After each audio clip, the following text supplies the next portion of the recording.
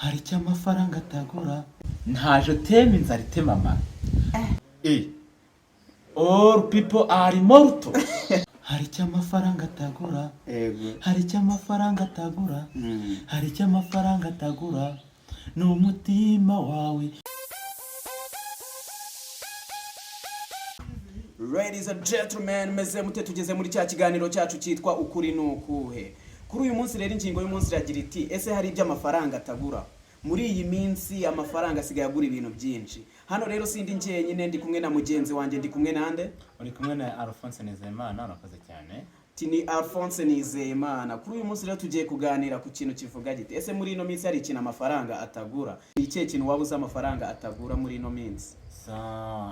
Amafaranga ibyo atagura, amafaranga ntagura amahoro y'umutima. What do you call the peace of mind? Peace of mind. Yes, the peace of mind. Amafaranga ntagagura amahoro y'umutima kuko niba abanyarwanda bajya bakora kuvuga ngo amahoro arahenda. Iyo bishatse kuvuga ko amahoro ahenda, baba babona ko muri bo nta cyagura amahoro. Urumva? That's why the peace is intangible. Ni ikihe kindi waba uzi amafaranga atagura muri ino minsi? Amafaranga ikindi atagura ni iki? Amafaranga ntabwo yagura umwuka. Urabona iyo tuvutse Imana yo iduha umwuka uzatubeshaho. Mu gihe cyo gupfa iyo kigeze nyine turapfa kuko Imana iba yabiteguye. Amafaranga bayagura umwuka, wakaba ushaka gupfa ukatubwira ati ndishyura yangaya ariko nzapfa ikindi gihe cyane. Ese Alphonse, ni nk'uhe mugani waba uzi ukunda kugendana n'amafaranga muri ino minsi? Urakoze cyane, ndakubwira umugani wa Kinyarwanda. Abanyarwanda ba kera bari bazi ubwenge. Bakunda kuvuga ngo abasangiye ubusa bitana ubusambo. Ni ukuvuga ko nimba amafaranga abaye make, muzatangira mwitana ibisambo. Iyo amafaranga abaye make abantu baratangira bakitana ibisambo. Atabasangiye ubusa bitana ibisambo. Urakoze cyane Alphonse. Yes. Nuwuhe mugani wundi wowe waba uzi udukurikiye bakunze guca bagendeye kuri ibyo bintu by'amafaranga? Urakoze cyane. Andi umugani w'abajene ushobora kuba uri mu rurimi rw'Ikinyarwanda cyangwa Igifaransa. Ubundi urubyiruko rw'ubu rukunze kuvuga ngo ntaje teme inzara itema amara. Uwo mugani wavuye no kuwuhe mwami? Uwo mugani navuga ko ari current proverb about love. Kuko ntago uzajya gutereta umukobwa ikofi yawe itabyimbye. Urabyumva? Umukobwa aza kugutereta cyangwa aza kugira ngo mukundane ari icyo agutegereje, ari ubwo akubona amafaranga. Ndaguha nk'urugero. Umukobwa akundana n'umuhungu yaramukunze ariko nta mafaranga afite, ejo yabona umuhungu ufite ikofi tayari bakabajyanye, ugasigara ukanuye muri ino minsi. Ibyo ngibyo biracyari hose cyangwa ibyo ngibyo byararangiye n'ibya kera? Ahubwo se bizajya he? Ahubwo se bizajya he? Aho bizajya amafaranga. Uyu munsi urabura inshuti kubera amafaranga. Hari indi zikahita yangaja kuko ifite amafaranga, ugasanga utakaje umukunzi. Ndaguha nk'urugero.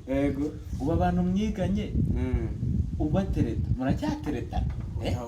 Wenda nuko ntigeze mbikora, wenda ngo mbigerageze ndebe, ariko buriya iyo wenda mba narabikoze mba mfite experience Alphonse. Ese wowe ugendera ku ibyo ngibyo byo waba ufiteho experience ngo tubwire? Ndakubwiza ukuri, iyo ukundana n'umukobwa ugendeye ngo nuko twiganye, urumva, ugendeye ngo nuko twakoranye tide, hari undi uri hariya uri gukorera amafaranga uzamutereta mu kwezi kumwe. Ese njye reka nongere mwibatize, ese tugendanye icyo kintu cyo kugira amafaranga muri ino minsi yaba muri ibyishimo? Ese amafaranga atanga ibyishimo cyangwa ntabyo? Wowe uko ubyumva, wowe ubyumva ute? Urakoze cyane. Ndabivuga mu ngero ebyiri cyangwa kuri kote ebyiri. Amafaranga ashobora gutanga ibyishimo. Yego. Kuko amafaranga agufasha kugura ikintu we waba ukeneye, bigatuma ugira gute wishima. Yego. Ariko nanone amafaranga ndagara kuri kimwe navuze, mu gihe udafite amahoro ntago amafaranga azagufasha kugira gute kwishima. Hari abantu bafite amafaranga ariko babuze ibyishimo. Inzara yishe umuntu agenda akaba yafata amafaranga akajya kugura ikintu, ubwo byo ntago ari ibyishimo ababonye. Amafaranga urumva ntacyo wagira mu gukemura ibyo bibazo.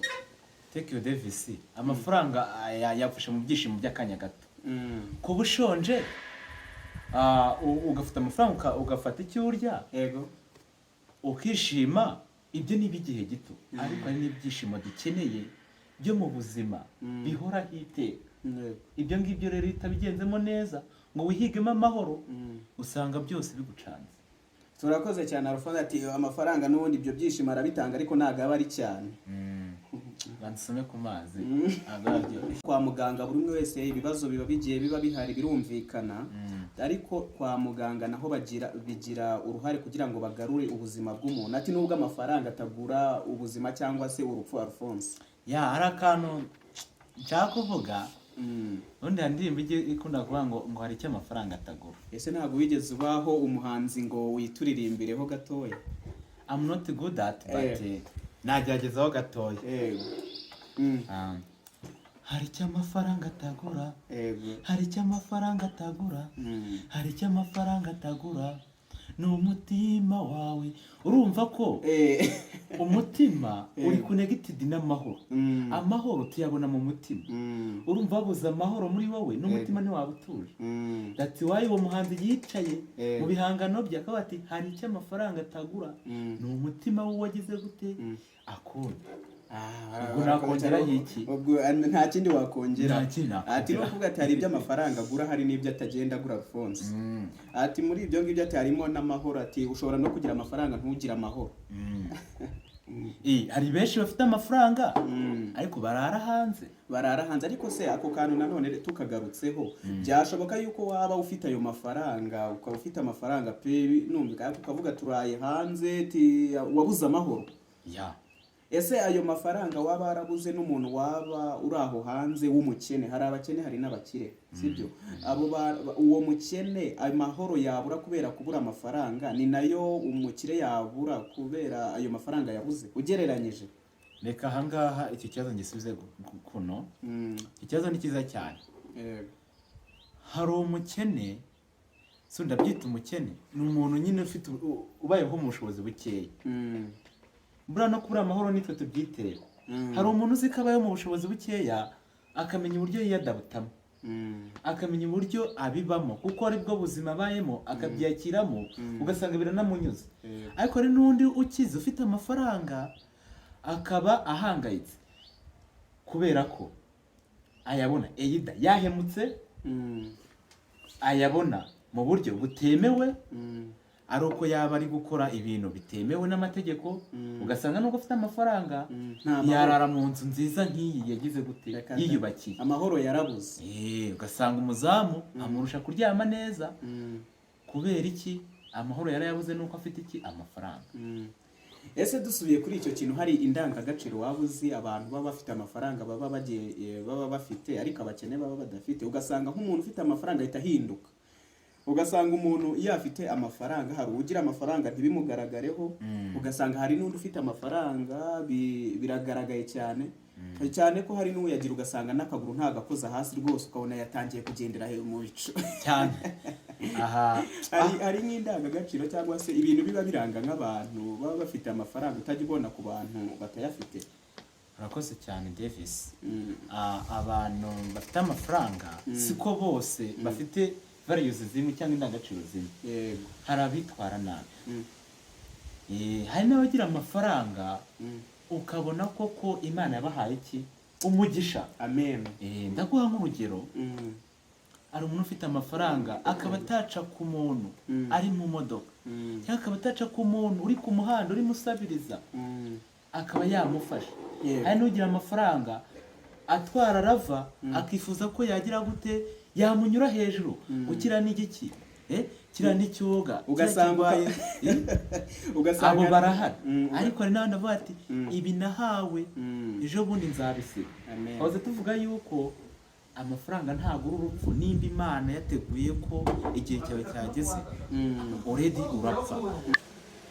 Urakoze cyane. Ugakomeza ati hari indangagaciro ziba zifitwe n'abandi bantu baba bafite amafaranga, ariko ukagira ngo si abantu bo barenze ikigero cyo kuba abantu. Ni nk'ibizihe ndangagaciro zindi waba uzi Alphonse?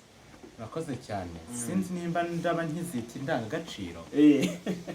Agaciro kaba kavuye, it is in negative way.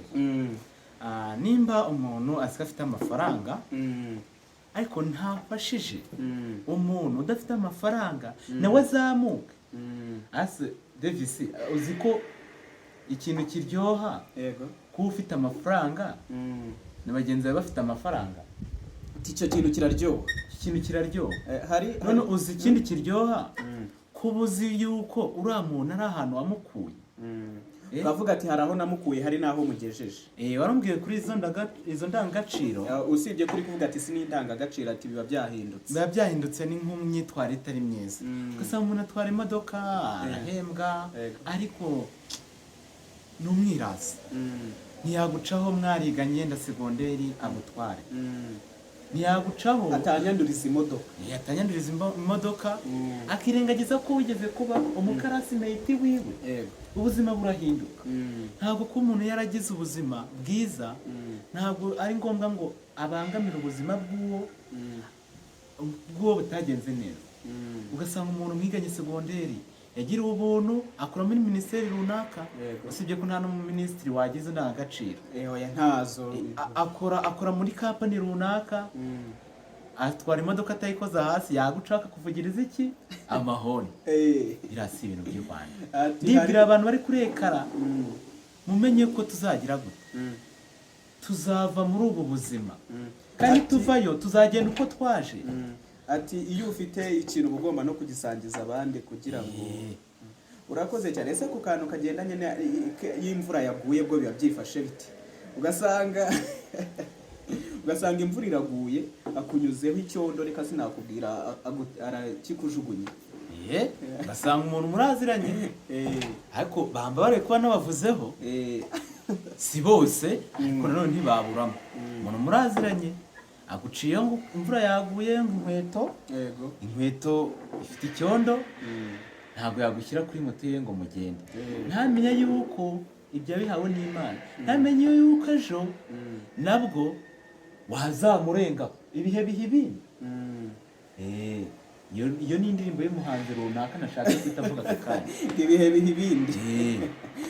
urakoze cyane Alphonse. rero kuri uyu munsi nkaba twari turimo turaganira ku kiganiro kivuga kiti ese hari ibyo amafaranga atagura? ese mu bintu byakagombye kuranga abantu baba bafite amafaranga cyangwa batayafite ni iki? ibiganiro rero muzajya mubisanga kuri iyi channel ya David Art. mujye mukora share, comment, subscribe.